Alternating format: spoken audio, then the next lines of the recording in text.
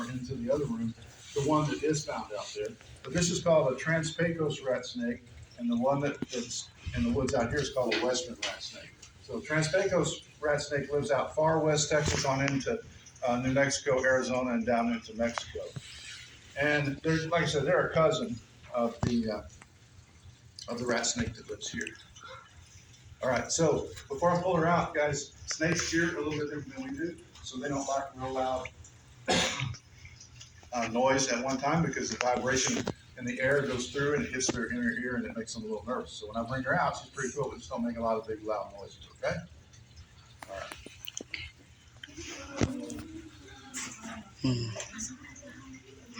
So this is Trinity. She's a Trans-Pecos rat snake, like I said. She doesn't look very long because she's all coiled up, but when she's all stretched out, she's about 4.5 feet long. And she's totally straight. Okay? Oh, wow. And she's full grown. That's about as big as she'll get. She'll grow a little bit longer. Reptiles technically never quit growing. They always grow, but it's when as they get older, it's tiny, tiny amounts. So you may not notice it over the years. But they technically never stop growing. Right now, since she's cold-blooded, like I said, we had her in that to help keep her a little bit warm. That styrofoam kind of keeps her a little bit warm, right? But you see how she's getting around my arm because my arm's 98 degrees, and so she's going to wrap around that and start getting the heat from me, okay? So that's why she's not moving around a lot. As she warms up, she'll start moving around a little bit more. She's pretty cold. When I feel her, she's pretty cold. Okay, so let's talk about some of the adaptations she has, the characteristics. Let's look at her color, first of all. Okay, so I told you that she lives down in far West Texas, Mexico, Arizona, and that's a rocky desert area out there, right? So you think she would blend in well with a rocky desert environment? Yeah.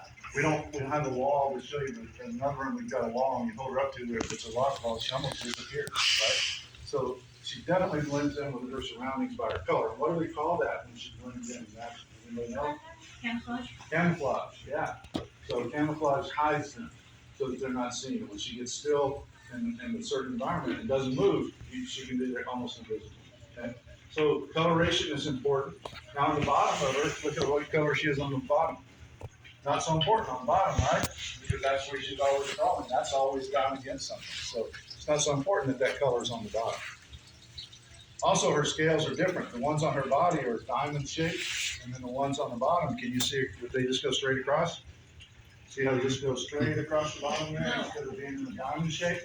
So those are called scoots, and that's how they actually move. So when they turn their body, they actually grip with those scales. They'll grab and pull with those scales, and as their body twists, they're grabbing and pulling along as they go. Also allows them to climb really good, and they climb trees very fast and very good. Okay, so it lets them grab a hold, even though they don't have hands or fingernails to grab with. So that's how they move around. So you see she's all coiled up, long, skinny body. Y'all think she has bones? How many people think she does not have bones? Everybody thinks she has bones? A lot of people, you'd be surprised, think that snakes don't have bones because they get in such weird curls like this, right? It's hard to do that with bones. She has a ton of bones. She's got a backbone that runs all the way down, vertebrae just like we have, and she's got ribs. You know, you have ribs on the side. She has ribs that go all the way down her body. And they do that, they look like that. You know, the ribs. Bet you didn't think they had that many bones in them, did you? That's a lot of bones. So yeah, so if you ever hear people say the snakes don't have bones, then you know that's not true, right? Because they have a lot of bones. Now they're little, the vertebrae are little, they're not big like this. This is a vertebrae from a mammal, and that's a deer vertebrae, so that's a lot bigger, right? And it doesn't bend the same way. You see a deer can't wiggle like a snake, right? So different, that's another differentiation between a mammal and a reptile. Okay, so let's look at her, a lot of time left, so let's look at her head real quick. So it said she's a rat snake, so what do you think she eats? Eats rats. Rats, nice, right? She doesn't look like she has a very big mouth, does she, to even be able to eat a mouse or a big rat, does she? But she can, because she will grab it, and when she's ready to swallow it, her mouth, instead of just opening like ours does, like this, okay? It actually opens, drops down, and expands out this way and to the sides. So see, it goes from being a little V to being a great big C, where we can get a lot of stuff in there. And then she's got teeth in her head that curve back, and that allows her to grab and maneuver her jaws and pull that down into her throat, and then the muscles in her throat pull it all the way down into her stomach, and she's done. They don't chew their food, right? They just eat it whole, right? She basically unhinges herself. Well, they don't unhinge, and you hear people say that they just stretch. They've got tendons that stretch. If they unhinge, they wouldn't be able to get back in there, right? So they just have long tendons that stretch. But you will hear people say that they unhinge. Kind of looks like it from the outside, but they really don't unhinge. They just stretch. And then she swallows it down, and her stomach acid dissolves it all, passes through, and she doesn't have to worry about it. Dissolves the bones and everything, right? Bones, hair, all that stuff. We can't do that because we're different, right? So that's the way that it allows her to do that. And she's got pretty big eyes for her size, right? So that's because she's usually active more at night, and that allows her to get more light in her eyes at night so she can see to go find her prey. Now, even though she's hunting at night and she has big eyes, it's still harder to see at night, right? So how do you think she would find it if she can't see it? Without the night vision. Yeah. And remember, they don't hear real well. They hear just vibration. See her sticking her tongue out? Oh. That's how she smells. Right. Yeah, so they have nostrils, but they just breathe through those. They don't smell through them like we do. The tongue comes out, you notice it's forked, right? Point on each side. So it comes out, they sniff the air. When it goes back in, it goes across an organ in their head called the Jacobson organ and tells them what they're smelling, okay?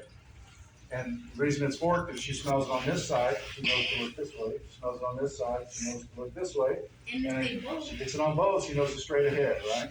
So it's pretty cool adaptation that they have, right? What if she smells it, but then what Oh, if she she'll smells smell it. it, but it doesn't happens? Does she know to go backwards? Yeah, well, if it's behind her, she probably won't smell it, but that's why they turn so much and bend around. And she'll pick it up and keep turning around that direction. So it's pretty cool the way that they do that.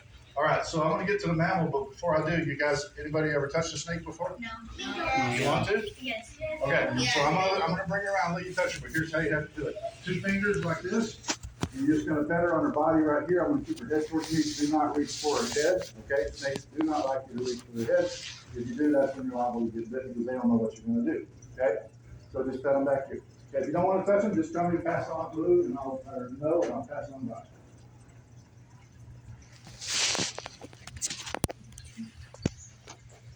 Cool. Everybody, how many of you guys think you're gonna be wet this morning? A lot of people think that, they're not. It's still kind of cold, isn't it? My gloves are. I want to. Yeah. No. Yeah, usually I get 3 words from the parents. No, I'm good. Adults don't want to do that. Okay, you're almost there. There you go.